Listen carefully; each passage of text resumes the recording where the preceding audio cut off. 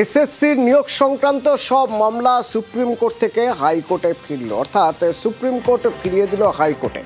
কেন?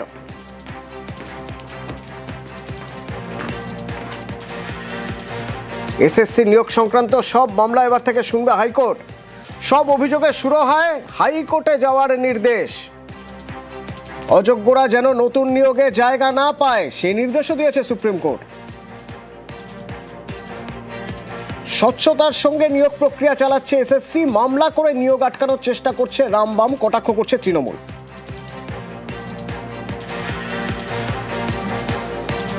তবে কেন, কি ব্যাখ্যা সুপ্রিম কোর্টের, কি পর্যবেক্ষণ,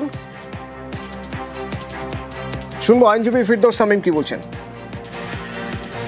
আজকে মহামান্য বিচারপতি সঞ্জয় কুমারের বেঞ্চে যে এসএসসির মামলা ছিল, সেখানে এসএসসি এসএলপি করে যে পিএইচ টেন্টেড ক্যান্ডিডেটদের পরীক্ষায় বসিয়েছিল, তাদের ওই লিস্টে যে তুলেছিল সেইটার আবার এসএলপি করে তাদের লিস্টে রাখতে চাইছিল। আজকে মহামান্য বিচারপতি স্পষ্ট বলে দিয়েছে কোন টেন্টেড ক্যান্ডিডেট পরীক্ষায় বসতে পারবে না, এসএলপি ডিসমিস করে দিয়েছে।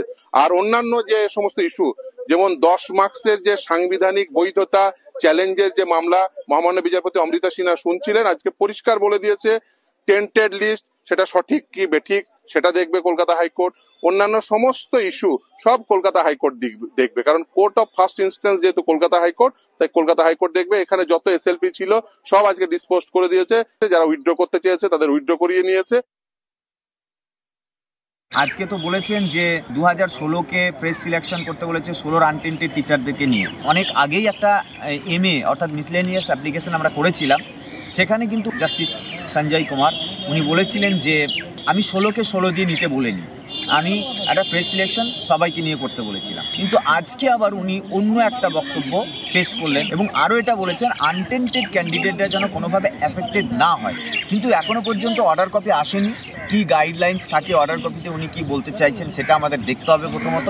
যদি এইরকম কোনো গাইডলাইন্স আসে লিখিতভাবে, তাহলে আমরা বলবো যে 2016 আনটেন্টেড ক্যান্ডিডেটদের আলাদা করে ভাবতে, তাদের সিট রিজার্ভ করতে, এই দাবি আমরা আবারও রাখবো।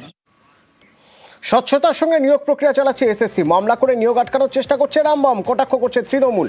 আর দুর্নীতির সঙ্গে যুক্তদের আড়াল করার চেষ্টা বলে তোপ দাগছেন বিকাশ রঞ্জন ভট্টাচার্য। দুর্নীতি কারা করেছে রাজ্যবাসী জানে, সরব বিজেপিও।